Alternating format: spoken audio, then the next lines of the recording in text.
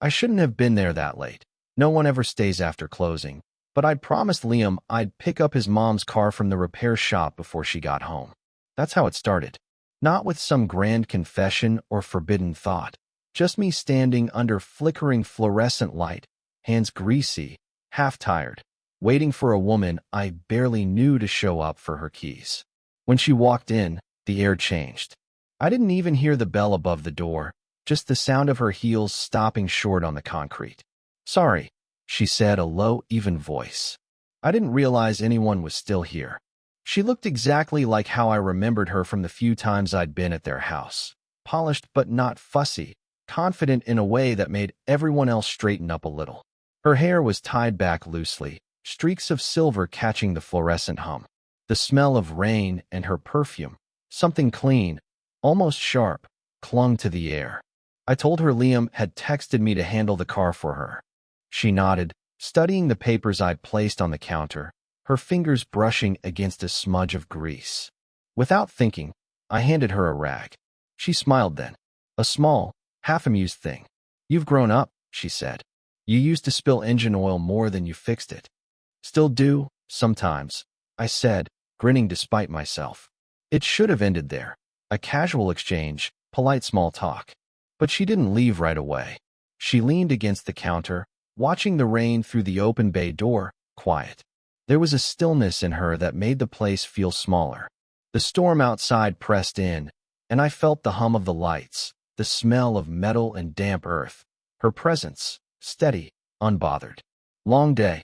I asked. She nodded. "They all are lately." Something in her tone didn't match her posture. She sounded tired, but her eyes, gray, deliberate, searched mine, as if she were daring me to ask why. I didn't. I couldn't. It wasn't my place. Instead, I busied myself with closing up, pretending not to feel her gaze follow me. Every sound, the roll of the tool cart, the clink of wrenches, felt too loud, too intentional. She was close enough that I could feel the warmth from her coat brushing my arm when she reached past me for her receipt. "Thanks for staying late," she said softly. "It's nothing," I replied. But it wasn't nothing. There was a pause. The kind that stretches, fragile but magnetic. Her fingers lingered on the counter before she picked up her purse. I thought she might say something else, but she just smiled, faintly, like she knew something I didn't, and walked out into the rain without opening her umbrella. I stood there, watching her silhouette blur through the glass until the parking lot lights flickered off her car's windshield. The sound of the rain deepened. When I finally locked up, I caught myself glancing at the spot where she'd stood. The faint scent of her perfume was still there, mixed with oil and cold air. I told myself it was just a moment, just politeness. But the truth was, when I got home that night, I replayed it in my head.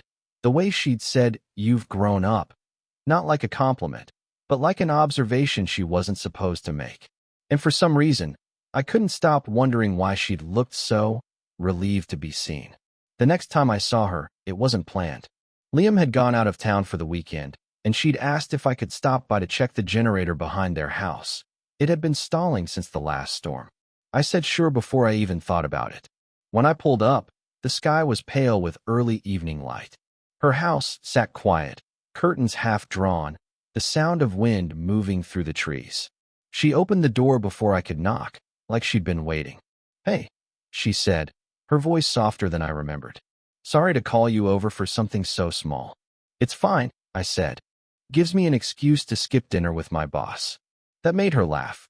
Not loudly, but enough that I caught the faint crinkle near her eyes, the kind that comes from years of trying to smile through tiredness. She led me around the back, where the generator sat crooked beside the porch. While I worked, she stayed nearby, leaning against the railing with a mug in her hands. I could feel her watching, not in a curious way, but almost absent-mindedly, like she was somewhere else and I just happened to be there too. "You ever think about quitting?" she asked suddenly. "Quitting what?" "Whatever you're doing. The thing that doesn't feel right, but you keep showing up for anyway." I looked up, surprised by how personal it sounded. Her expression didn't change. She stared past me, at the sky turning the color of steel. "Yeah," I said quietly. More than I'd admit. She nodded like she understood, and for a moment I saw something fragile slip through her composure. A small tremor in her voice when she added, "Some days it's easier to just not think about it." Her hands wrapped tighter around the mug. There was a band mark on her ring finger, faint but still there. I don't know why I noticed it, or why it made something twist inside me. When the generator sputtered back to life, she startled slightly, the sound breaking whatever silence had settled between us. I wiped my hands and told her it was fixed. She smiled, genuine this time. "You're a lifesaver," she said. "It's just a switch and some wires." She shook her head. "No, it's more than that." I didn't know what she meant, and she didn't explain. We stood there, both half-turned toward the humming generator, pretending to look at it while stealing small glances at each other. The air between us felt heavier than it should have. I noticed how the light hit her hair, how her shoulders curved inward when she thought I wasn't looking. She seemed both strong and breakable, like glass that had learned to hold its cracks gracefully. When I finally packed up to leave, she walked me to the front door. The porch light flickered as if it, too, hesitated. "Drive safe," she said, her voice a little too quiet. I nodded, but neither of us moved right away. A breeze carried the scent of rain again, and for one suspended heartbeat, I thought she might reach out, say something, anything, but she only stepped back, the faintest smile touching her lips. "Thank you," she murmured. I didn't know why it sounded like an apology. It was supposed to be simple. Drop off a few tools Liam had borrowed, stay for 5 minutes, maybe catch a polite hello. But when she opened the door, hair damp from the rain and sweater sleeves pushed up past her elbows, something in me forgot what simple was supposed to mean. "Come in," she said, stepping aside. "You'll catch cold standing out there." The house smelled like cinnamon and rain-soaked leaves.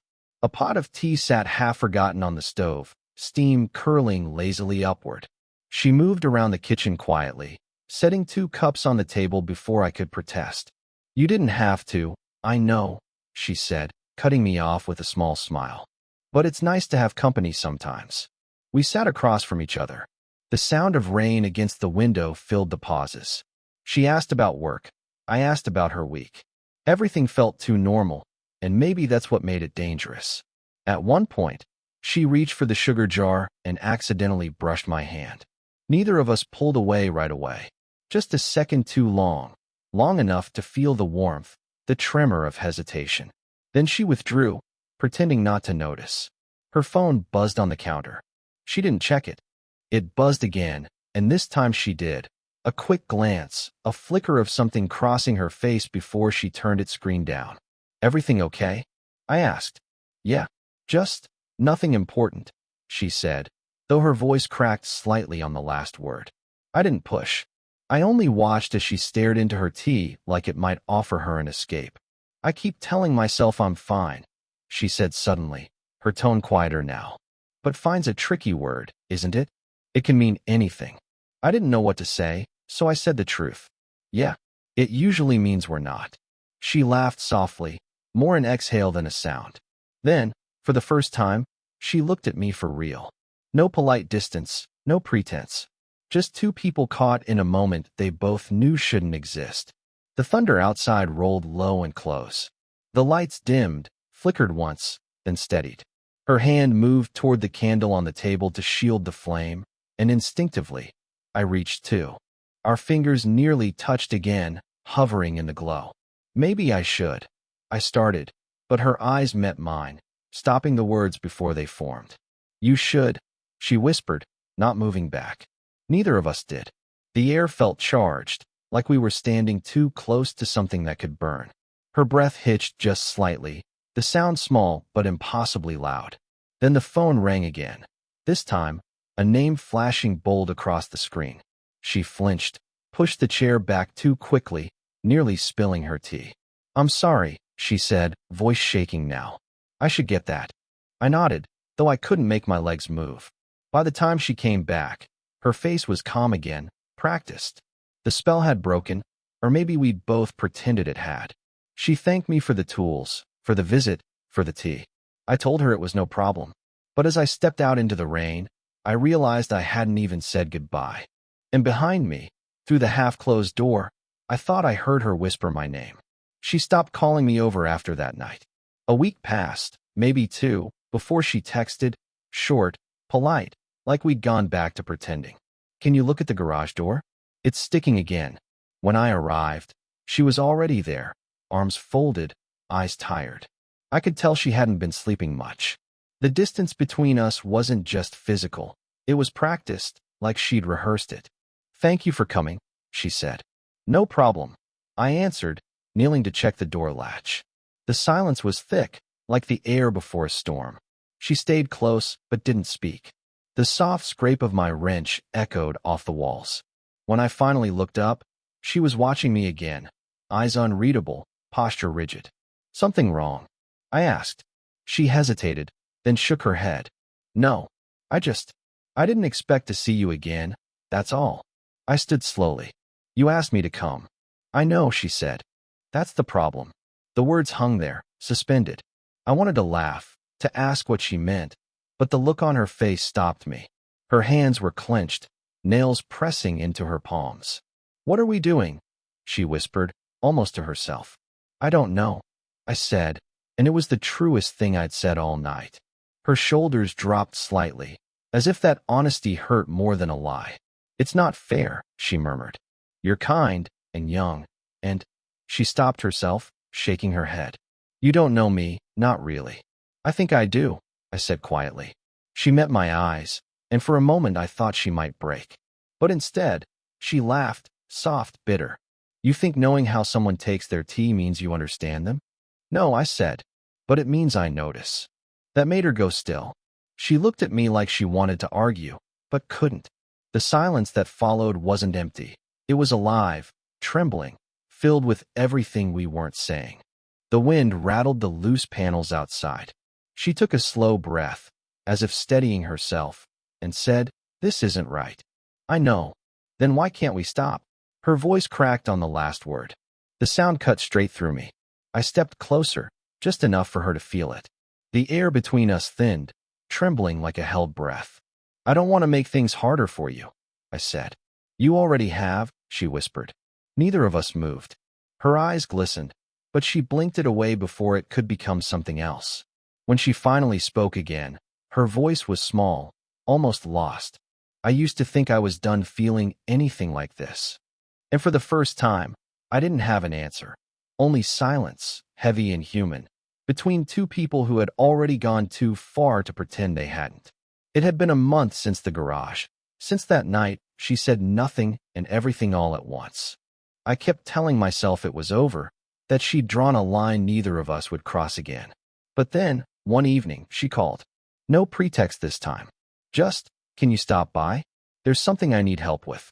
When I arrived, she was sitting on the porch steps, barefoot, a glass of wine in her hand.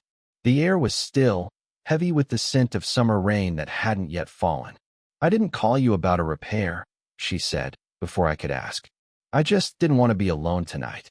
Her voice was steady, but her eyes weren't. She looked like someone trying to hold herself together with invisible thread. I sat beside her, careful to leave just enough space. She didn't look at me when she spoke again. Do you ever feel like you're living someone else's life?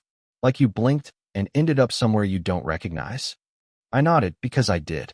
She took a sip of wine, set the glass down beside her. My husband used to sit right here. Every night, same spot, same drink. One day he just stopped coming home. Said he needed time to find himself. She let out a quiet laugh that wasn't a laugh at all. Funny thing is, I never found myself again after that. The silence that followed wasn't awkward. It was raw, honest. I wanted to say something, anything, but words felt too small for the weight she was carrying. She reached behind her and pulled out a small photo. A man stood beside a younger version of her, smiling. I keep this, she said, not because I miss him, but because I need to remember I used to be that woman, someone who believed in second chances. Her hand trembled slightly as she turned the photo over. There was something written in faint ink. Don't forget who you were when I loved you. She exhaled, a shaky sound that broke into the night. You remind me of him, she said finally. Not how he ended, but how he began, before he forgot to care. I didn't know what to do with that. How to carry the weight of being someone else's echo. I'm not him, I said quietly. I know. Her voice softened.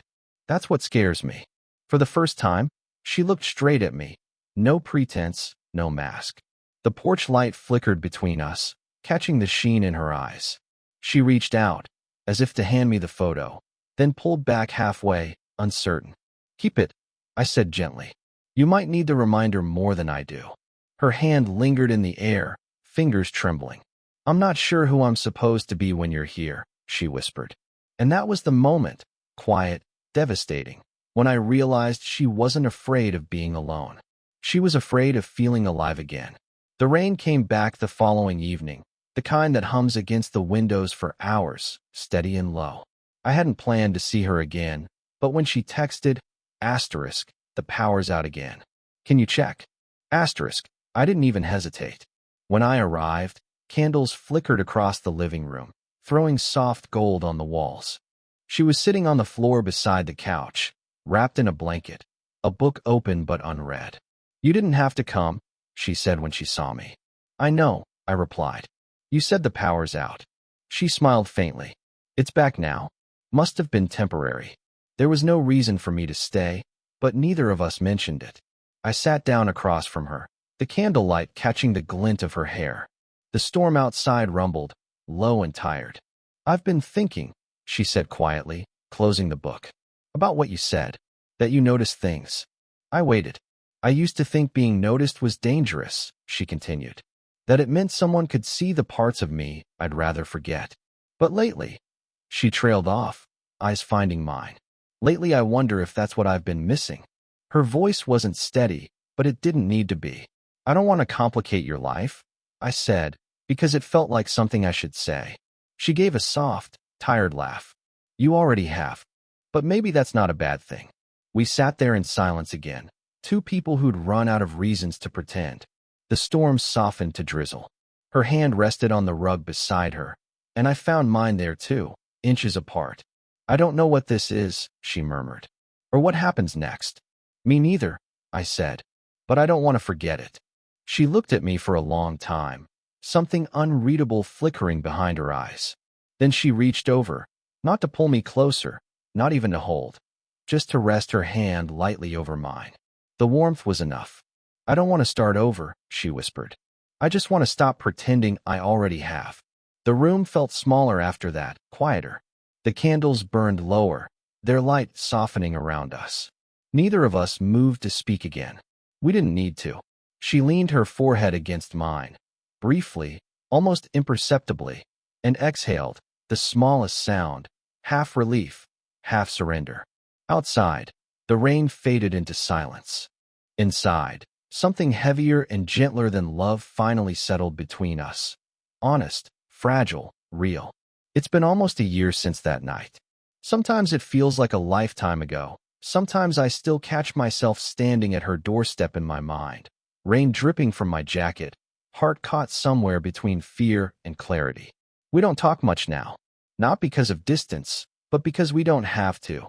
What happened wasn't the kind of story that ends with promises. It was one that left both of us changed in ways we didn't expect.